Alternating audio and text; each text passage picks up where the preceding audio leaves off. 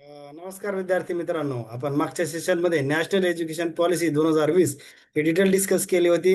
परंतु त्याच्यामध्ये माझे एक दोन बीट सुटले होते, तर त्याच्यामुळे पुन्हा हे जे काही बीट सुटले होते किंवा जे काही कंटेंट सुटले होते तर ते मिस झाले होते, म्हणून हे पुन्हा आणखीन त्याचा समोरचा पार्ट मी इथं तयार केलेला आहे. तर हे जे काही आपले थोडे कंटेंट सुटले होते ते महत्वाचे वाटतात एक्झामच्या दृष्टिकोनातून. त्यामुळे मी हे पुन्हा त्याच्यामध्ये दुसरं सेशन एक बनवण्याचा त्याच्यावर विचार केलेला आहे. म्हणजे हा नॅशनल एज्युकेशन पॉलिसी 2020 मधलाच उरलेला पार्ट असं कन्सिडर करा तुम्ही. कारण की नॅशनल एज्युकेशन पॉलिसीवर मी माझ्या पहिल्या लेक्चरमध्ये, याच्या अगोदरच्या लेक्चरमध्ये सांगितलं की त्याच्यावर 4-5 प्रश्न आलेले आहे. जे ITI प्राचार्य गट अ ची एक्झाम झाली आता 3-4 महिन्याखाली, त्याच्यामध्ये 4 ते 5 प्रश्न आले नॅशनल. त्याच्यामुळे हा नॅशनल एज्युकेशन पॉलिसी हा अत्यंत महत्वाचा टॉपिक आहे. तर जे विद्यार्थी पहिल्यांदाच म्हणजे याच्या अगोदरचं ज्या विद्यार्थ्यांनी सेशन नाही बघितलं त्या विद्यार्थ्यांनी ते सेशन बघावं. त्याच्यामध्ये मी डिटेल कव्हर केलेलं आहे. परंतु त्याच्यामधले काही एक दोन कंटेंट सुटले होते, त्याच्यामुळे हे इथं आपण कव्हर करणार आहोत. आता त्याच्यामधलं सगळ्यात महत्वाचं जे काही कंटेंट आहे, निपुण भारत मिशन, हे एक्झामच्या दृष्टिकोनातून अत्यंत महत्वाचं आहे. आता निपुण भारत मिशन मध्ये पहिले आपण हे NMFLN हे काय आहे ते बघू, आणि त्याच्यानंतर निपुण भारत मिशन काय आहे हे बघू.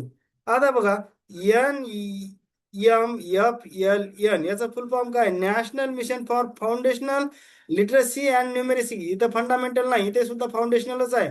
फंडामेंटल कुठेही NEP मध्ये शब्द वापरलेला नाही, जिकडे तिकडे फाउंडेशनल आहे. तर त्याच्यामुळे एक्झाम मध्ये जर तिथं फंडामेंटल वगैरे आलं तर हे चूक समजायचं. स्टँड फॉर हे त्याचं फुल फॉर्म झालं की national mission for foundational literacy and numeracy. आता it is the mission launch by government of India under the national education policy 2020 to ensure that all the children achieve basic reading आलं पाहिजे, writing आलं पाहिजे, and arithmetic skill at early stage. आता early stage म्हणजेच नेमकं किती? By the end of तिसऱ्या वर्गाच्या परीक्षा पास झाल्यानंतर त्याला रीडिंग, रायटिंग आणि बेसिक अरिथमॅटिक स्किल किंवा बेसिक मॅथमॅटिकल स्किल आलं पाहिजे. तर त्यासाठी हा जो काही NMFLN हा प्रोग्राम आहे.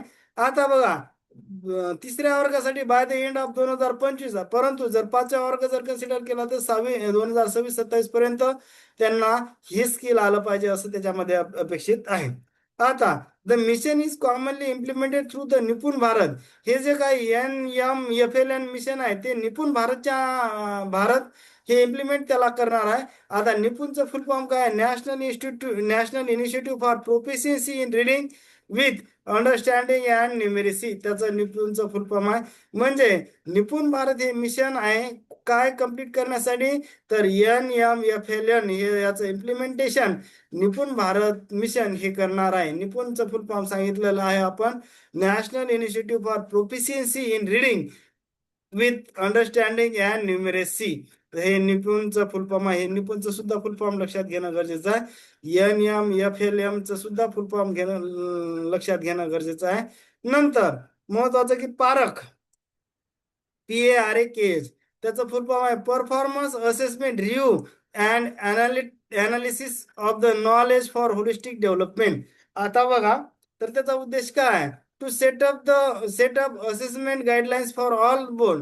म्हणजे कसं सध्या वेगवेगळ्या बोर्डाचे वेगवेगळ्या गाईडलाईन्स रूल्स आहे, तर त्याच्यामध्ये काय करायचं आहे की त्याच्यामध्ये युनिफॉर्मलिटी आणायची आहे, त्यांना गाईडलाईन्स करायचे आहेत, त्यासाठी पारख आलेलं आहे. नंतर it will act as a constituents of the unit of NCERT च्या अंतर्गत हे पारख जे काय आहे performance assessment review and analysis of the knowledge for holistic development हे NCERT अंतर्गत आहे. निपुण NMFLN हे मिशन निपुण भारतच्या अंतर्गत आहे. ह्या दोन्ही गोष्टी परीक्षेच्या दृष्टिकोनातून अत्यंत महत्वाच्या आहे. त्याच्यामुळे हे आपण याच्या दोन गोष्टीवर सेपरेट लेक्चर बनवलं, कारण की ते सुरुवातीच्या माझ्या पहिल्या लेक्चरमध्ये ते मिस झालं होतं, म्हणून हे याच्यामध्ये मी ऍड केलं. होप करतो बऱ्याच गोष्टी जर काही समजलं असेल तर चॅनलला लाईक, सबस्क्राईब आणि शेअर करायला विसरू नका. थँक्यू.